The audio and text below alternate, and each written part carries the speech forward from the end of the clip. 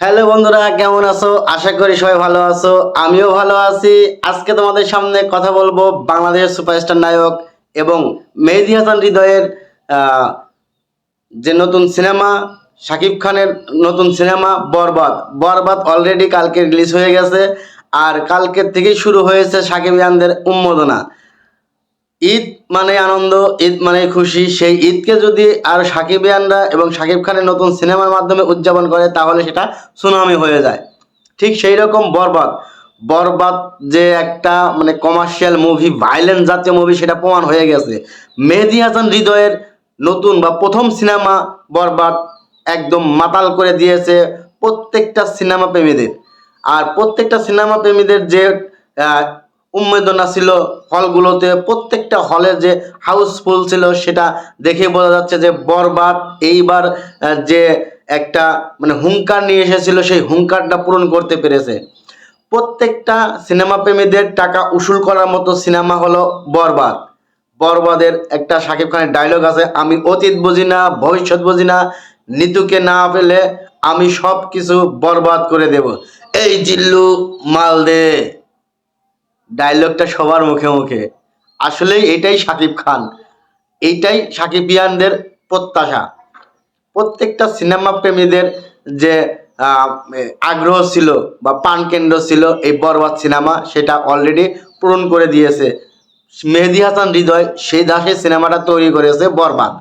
প্রত্যেকটা হলে, প্রত্যেকটা সিনেপ্লেক্সে, প্রত্যেকটা মানে সিনেমা হলে যে পরিমাণ দর্শক এই বরবাদের অপেক্ষায় ছিল, বা যে যে পরিমাণ দর্শক আহ, এই বরবাদ সিনেমা দেখতে গিয়েছে একদিনে, সেটা বলার অপেক্ষা রাখে না। সেটা সবাই দেখতে পাচ্ছে আমরা ইউটিউবে, ফেসবুকে বা প্রত্যেকটা নিউজ চ্যানেলে। আসলে অসাধারণ অসাধারণ সিনেমা। যারা সিনেমাটা দেখছে, যারা সিনেমাটা দেখে বের হচ্ছে, তারা বলতে পারছে যে এই সিনেমা কোন দাসের সিনেমা হয়েছে।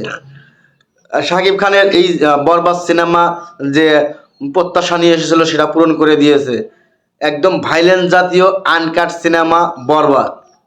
বরবাদ হতে যাচ্ছে এই 2025 সালের সব থেকে ব্যবসা সফল সিনেমা।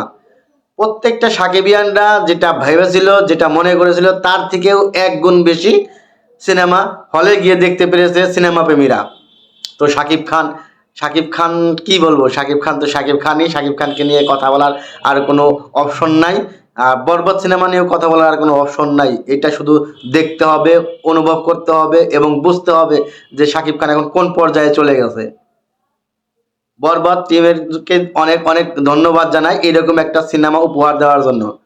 মেহেদী হাসান হৃদয়ের প্রথম ছবিতেই বাজিমাত, যেটা রায়হান রাফি নিজে বলেছে যে মেহেদীর যে নতুন যে প্রথম যে সিনেমা, সেই সিনেমাতে বাজিমাত করে দিয়েছে। এরকম ধাঁচের সিনেমা হবে সেটা কেউ কল্পনাও করতে পারেনি, যে বাংলা সিনেমা এরকম ধাঁচের সিনেমা হবে। এই জিল্লু মারলে, ডায়লগটা শুনলে মনের মধ্যে কেমন যেন একটা উন্মাদনা সৃষ্টি হয়ে যায়।